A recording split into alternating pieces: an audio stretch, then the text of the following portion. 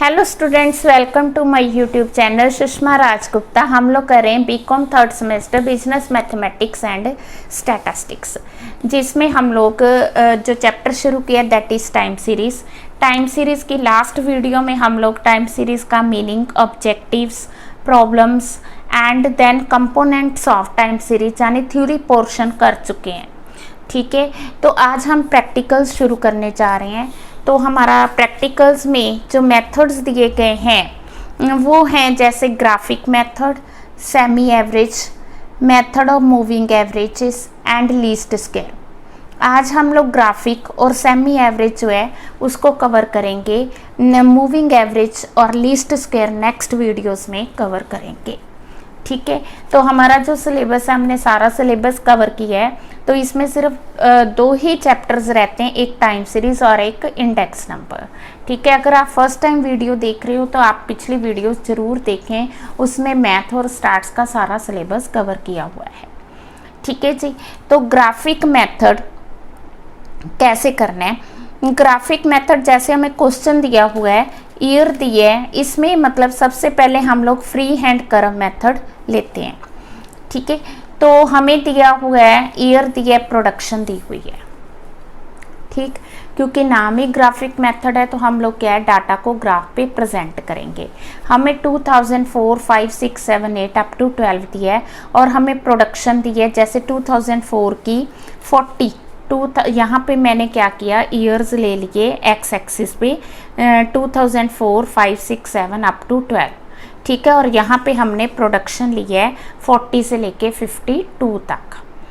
ठीक है जी, तो सबसे पहले हमें दी है 2004 की प्रोडक्शन 40 दी हुई है। तो 2004 की जो हमने प्रोडक्शन ली है वो है 40। हाँ जी, 2004 की प्रोडक्शन आ गई 40। ठीक है, 2005 की प्रोडक्शन दी है 44। 2005 की प्रोडक्शन हमने ले ली 44, इनको मिला दी। देन 2006 की 48, 2006 ईयर की 48, ये आप देख रहे हो 48। ठीक है, 2007 42, 2007 कितनी है 42। 2008 46, 2008 के सामने 46। ठीक है जी, 2009 50, 2009 कितनी आ गई 50।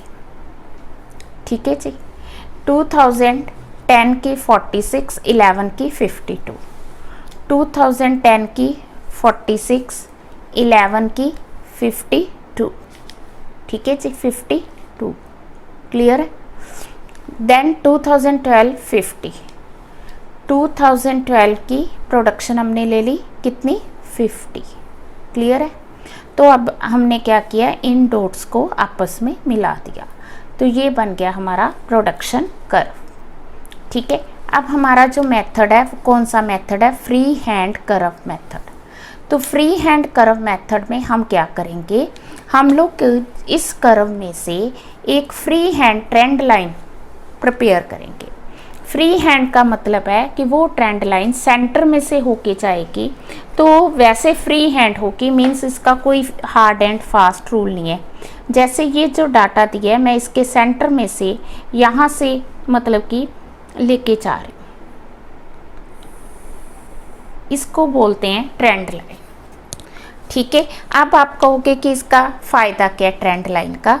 ट्रेंड लाइन का फ़ायदा ये है कि जैसे हमने 2013 की मान लो फोरकास्ट करनी आउटपुट, 2013 की आउटपुट को फोरकास्ट करना है, तो हम लोग देखेंगे कि 2013 के अपोजिट ये प्रोडक्शन कहाँ जा रही। देखो ये ट्रेंड लाइन हमें यहाँ पे बता रही है कि 2013 की जो प्रोडक्शन है वो इतनी होगी। अब ये प्रोडक्शन किसके इक्वल है, ये जो है 51 और 52 के बीच में है। हम कह सकते हैं कि 51.25 इसका आंसर आएगा। कितना 51.25। ठीक है जी, तो इस तरह से ट्रेंड लाइन से हम क्या कर सकते हैं, फ्यूचर प्रोडक्शन को प्रेडिक्ट कर सकते हैं। ठीक है। और जैसे हमने 7 और 6 8 के बीच की प्रोडक्शन फाइंड करनी है तो हम वो भी इवैल्यूएट कर सकते हैं, ठीक है। तो इस तरह से हम लोग, ये देखो ट्रेंड लाइन कहाँ जा रही है, तो ये 46 से और 47 के बीच में प्रोडक्शन आ रही है। तो इस तरह से हम इंटरपोलेट, मैंने कहा था इंटरपोलेट कर सकते हैं। इंटरपोलेट मतलब वीच की वैल्यू भी निकाल सकते हैं और हम लोग क्या कर सकते हैं, फोरकास्ट भी कर सकते हैं। अब फ्री हैंड कर्व का फ़ायदा क्या है, ये बहुत सिंपल है, इट इज़ वेरी सिंपल, ठीक है ना। अभी हमने किया, it is very simple, just हमने डाटा प्लॉट किया और उसके बीच में से ट्रेंड लाइन फाइंड की और ट्रेंड लाइन से फिर हमने फोरकास्ट किया। तो ये बहुत ज़्यादा सिंपल है, ठीक है। और टाइम सेविंग है, इसमें कोई ज़्यादा टाइम नहीं लगता, ठीक है। फ्लेक्सिबल भी है, हम लोग इसको मतलब लीनियर नॉन लीनियर कहीं पे भी यूज़ कर सकते हैं। अब इसका नुकसान क्या है, डीमेरिट्स क्या है। सबसे पहले डीमेरिट तो ये है कि ये फ्री हैंड कर्व है, मैंने जो कर्व है वो यहाँ से लिया, हो सकता है कोई दूसरा पर्सन इसी की मतलब कि फ्री हैंड कर्व बनाना चाहे, वो जो कर्व यहाँ से ले ले, ठीक है। तो फ्री हैंड कर्व जो है इसका कोई हार्ड एंड फास्ट रूल नहीं है, तो यही इसका मेन ड्रॉबैक भी है। सेकंड मेथड हम लोग कर रहे हैं, मेथड ऑफ सेमी एवरेज। अब जो सेमी एवरेज है, इसमें जो एवरेज लेते हैं, हमें जो डाटा दिया होता है वो ओड नंबर्स भी हो सकते हैं, इवन नंबर्स भी हो सकते हैं। पहले हम लोग ओड नंबर सीरीज़ लेके चलते हैं। ओड नंबर का पहले मतलब क्या है, ओड नंबर का मतलब है जैसे हमें ये डाटा दिया हुआ है 1 2 3 4 5 6 7 ईयर्स का डाटा दिया है, इसे ओड नंबर सीरीज़ कहते हैं। अगर 6 ईयर्स का डाटा दिया है तो उसे इवन नंबर सीरीज़ कहा जाएगा। अब हमने इसमें करना क्या है, सेमी एवरेज के केस में हमने इस डाटा को 2 पार्ट्स में डिवाइड करना है। तो जब हम इसको 7 ईयर्स को 2 पार्ट्स में डिवाइड करेंगे, ये 3 ईयर्स अलग से लेंगे और ये 3 ईयर्स हम लोग अलग से लेंगे, ठीक है। क्या करेंगे, हम इन 3 सालों की एवरेज निकालेंगे। इन 3 सालों की एवरेज कैसे, जैसे 51 प्लस 54 प्लस 57 डिवाइडेड बाय 3, तो इन तीनों की हमने क्या की, एवरेज फाइंड की। तो इन तीनों की एवरेज आ रही है 162 divided by 3, it is equal to 54। इसी तरह से इन 3 का बीच का जो है मतलब कि 4th आइटम जो है उसको हम स्किप करेंगे, बिकॉज हम लोग सेमी एवरेज फाइंड कर रहे हैं, हम डाटा को 2 पार्ट्स में डिवाइड कर रहे हैं। तो हम लोग इन तीनों की भी एवरेज लेंगे, किसकी, 54 प्लस 58 प्लस 56 डिवाइडेड बाय 3, तो तीनों का टोटल हो गया 168 डिवाइडेड बाय 3, तो ये आ गई 56। पॉइंट समझ के। अब नेक्स्ट स्टेप क्या है, नेक्स्ट स्टेप है कि हमने डाटा उसी तरह से जैसे लास्ट ग्राफिक मेथड में किया था, तो जो ईयर्स हैं वो हम एक्स एक्सिस पे लेंगे, ईयर्स हमने एक्स एक्सिस पे लिए 2010 11 12 13 14 15 16, और जो प्रोडक्शन है वो हमने वाई एक्सिस पे लिए। प्रोडक्शन नहीं है, इस क्वेश्चन में हमें सेल्स दी हुई है तो यहाँ पे सेल्स आएगा। Point clear. यहाँ पे हमने ये जो डाला है, इट मीन्स कि जैसे ये डिफरेंस है ये 1 को डिनोट करा और इतना डिफरेंस हमने 51 को डिनोट किया, ठीक है जी। तो ये लगा के फिर आपने यहाँ 51 से स्टार्ट करना है। तो टोटल डाटा हमारा 58 तक है, तो मैंने 51 52 करके 60 तक का डाटा लिया है। Point clear. और यहाँ पे 2010 11 12 अप टू कितना चाहिए हमें, 16 चाहिए, तो मैंने ये 16 तक लिया है, ठीक है। अब 2010 की प्रोडक्शन हमें दी हुई है 51 54 57, तो 2010 की आ गई 51, देन हमने 11 की ली 54, देन 12 की ली 57। Point clear. देन हमें दी है 13 की 55, 14 की 54, देन 58, 13 की 55, देन 54, देन 58। उसके बाद हमें 2016 का डाटा दिया 56, 16 का आ गया 56, फिर हमने इन डॉट्स को मिला लिया तो ये हमारा सेल कर्व आ गया, ठीक है। अब जो लास्ट मेथड था उसमें हमने क्या किया था, फ्री हैंड कर्व, मतलब जो ट्रेंड लाइन थी वो फ्री हैंड ली थी, बट ये मेथड है क्या, सेमी एवरेज मेथड। तो इसमें मैंने क्या किया, पूरे डाटा को 2 पार्ट्स में डिवाइड किया। तो यहाँ पे 3 साल आके 3 साल यहाँ पे आके इन 3 सालों का हमने क्या किया, एवरेज फाइंड किया, दैट इज 54। इन 3 सालों का एवरेज फाइंड किया 56। अब इन तीनों का जो मिड है, मिड क्या आ रहा है, दैट इज 11 के आगे आपने 54 फाइंड करना है, और इन तीनों का मिड क्या आ रहा है, 15 के आगे आपने 56, 11 के आगे आपने क्या फाइंड करना है, 54। ये 2011 है, यहाँ पे 54 आ गया। पॉइंट क्लियर, 2011 है तो ये क्या आ गया, 54। इसी तरह से 2015 का 56, 2015 ये आ गया, और ये 56 है, 56 कहाँ पे लेना है, 15। तो ये मैंने एक डॉट ये फाइंड किया। ठीक है, अब क्या करेंगे, इस डॉट को और इस डॉट को, ये तो मैंने सर्कल किया, आप कर भी सकते हो नहीं भी कर सकते। हम लोग क्या करेंगे, इन दोनों डॉट्स को आपस में मिलाएंगे। इनको मिलाने से क्या बनेगी, ट्रेंड लाइन बन जाएगी। ठीक है जी,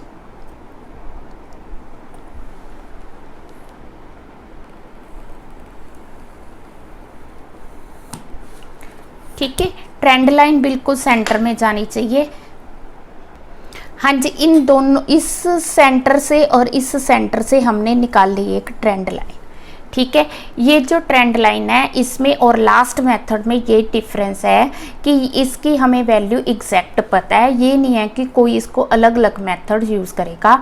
तो सेमी एवरेज में हम लोग एवरेज फाइंड करेंगे, और जो मिड ऑफ द ईयर है वहाँ पे वैल्यूज़ को प्लॉट करके फिर उनको आपस में मिला देंगे, तो इस तरह से ट्रेंड वैल्यू बन जाएगी। तो अगर हमने प्रेडिक्शन करनी है तो अगले साल की हम लोग वैल्यू जो है प्रेडिक्ट भी कर सकते हैं, इस तरह से कि ट्रेंड वैल्यू के अकॉर्डिंग हम लोग वैल्यूज़ को प्रेडिक्ट कर सकते हैं। पॉइंट क्लियर है। फ्री कर्व और फ्री हैंड कर्व और सेमी एवरेज में डिफरेंस पता चल गया। अब हम इवन ईयर का करेंगे।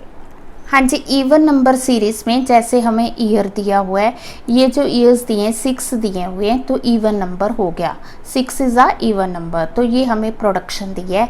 उसी तरह से हम सीरीज़ को 2 पार्ट्स में डिवाइड करेंगे। तो जैसा लास्ट क्वेश्चन में था कि हमें बीच में जो वैल्यू थी उसको स्किप करना पड़ा, तो यहाँ पे टोटल वैल्यूज़ को 2 पार्ट्स में डिवाइड हो जाएगा। तो उसी तरह से इन तीनों का सेंटर जो बनता है, हम लोग सेंटर में इनकी एवरेज कैलकुलेट करके लिखेंगे। तो इनकी एवरेज आ गई 33 divided by 3 is equal to 11। इन तीनों का टोटल आ गया 15 प्लस 14 प्लस 16, ठीक है जी, डिवाइडेड बाई 3। तो तीनों का टोटल आ गया 45 डिवाइडेड बाई 3, तो ये आ गया 15। ठीक है, पहला तो आप लोगों को 3 इयर्स की वो क्या पता चल गई, सेमी एवरेज पता चल गई। ठीक है जी, सेमी एवरेज इसकी 11 आ गई और इसकी 15 है। ठीक है, उसी तरह से हम क्या करेंगे, 2011 10 12 12, उसी तरह से मैंने एक्स एक्सिस पे जो है ईयर्स लिए, ठीक है, और वाई एक्सिस पे हमने क्या लिया है, प्रोडक्शन ली है। ठीक है जी, तो इसमें 2011 12 13 14 अप टू 16, और ये मैंने 16 तक प्रोडक्शन ली है। तो प्रोडक्शन हमें जो है थाउजेंड्स में दी हुई है, तो एक तरह से ये थाउजेंड्स को रिप्रेजेंट करती है। ठीक है जी, हाँ जी। अब इसके बाद 2012 का 11 का जो हमें डाटा दिया है दैट इज़ 10, तो वो यहाँ आ जाएगा। 12 का दिया है 12, तो ये यहाँ पे आ गया। 13 का दिया है 11, तो प्रोडक्शन यहाँ आ गई। 14 का दिया 15, तो यहाँ आ गया। 15 का 14 इट इज़ इक्वल टू 16 की हमें प्रोडक्शन दी है 16। पॉइंट समझ के, तो ये प्रोडक्शन लाइन आ गई हमारी। ठीक है जी, जो हमें डाटा दिया हुआ है, मैंने क्या किया, इसको आपस में मिला दिया। ठीक है, तो ये क्या बन गई, ग्राफिक रिप्रेजेंटेशन हो गई। अब जैसा कि हमने लास्ट क्वेश्चन में किया था ऑड मेथड में, उसी तरह इवन में करेंगे। इवन में हमने इसकी एवरेज निकाल ली तीनों की, तो एवरेज आ गई 11। अब आपने देखना है कि 11 किसके अपोजिट आएगा, तो क्योंकि इन तीनों की मिड जो है 2012 बन रहा है, तो 2012 की वैल्यू कितनी आएगी 11। 2012 की वैल्यू कितनी आ गई 11। Point clear. इसी तरह से इन तीनों का जो सेंटर है दैट इज 2015। 15 की वैल्यू कितनी आएगी 15। 2015 की वैल्यू कितनी आएगी 15। ठीक है, अब हम क्या करेंगे, ट्रेंड लाइन को मिला देंगे। हाँ जी, उसी तरह से हमने इन दोनों वैल्यूज़ को आपस में मिला दिया। मिलाने से क्या बन गया, ये बन गई हमारी ट्रेंड लाइन, इसको बोलते हैं ट्रेंड लाइन। Point clear. तो इससे हम लोग इंटरपोलेशन भी कर सकते हैं, जैसे हमने इसका मिड की वैल्यू फाइंड करनी तो वो भी फाइंड कर सकते हैं। अगर हम चाहें तो 2017 की वैल्यू भी फाइंड कर सकते हैं। ठीक है, और इसके अलावा जो ज़्यादातर इन क्वेश्चंस में आता है वो ट्रेंड वैल्यूज़ को फाइंड करना आता है। अब हमने ट्रेंड वैल्यूज़ कैसे फाइंड करनी है, इसको डिनोट करते हैं YC से। ठीक है, पहले तो हम लोग ट्रेंड देखेंगे, डिफरेंस। ये तो हो गया ना ग्राफिक मेथड, सेमी एवरेज में कैसे फाइंड करना है। ठीक है, अब हमने YC अगर हमें कहा गया क्वेश्चन में कि फाइंड करो तो कैसे करेंगे। तो पहले तो आप इन दोनों का डिफरेंस लोगे। ठीक है, एनुअल चेंज बोलते हैं इसको। एनुअल चेंज किसके इक्वल होगा, जैसे दोनों जो सेमी एवरेजेस हैं इन दोनों का डिफरेंस डिवाइडेड बाय जो ईयर्स का डिफरेंस है, 2 ईयर्स का डिफरेंस। इन दोनों ईयर्स का डिफरेंस कितना है 3। 3 सालों में देखा जाए ट्रेंड में कितना चेंज आया 4। ट्रेंड में कितना चेंज आया 4, यानी कि एनुअल चेंज कितना आ रहा है 1.33। पॉइंट समझ के।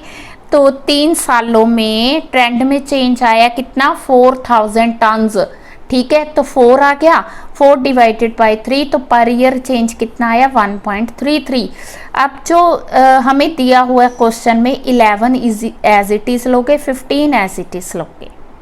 ठीक है, जब आप अगले साल की वैल्यू कैलकुलेट करोगे तो उसमें 1.33 प्लस करोगे, क्योंकि हर साल जो चेंज आ रहा है वो 1.33। इसमें 1.33 प्लस किया 12.33 आ गया। फिर इसमें 1.33 प्लस किया तो 13.67 आ गया।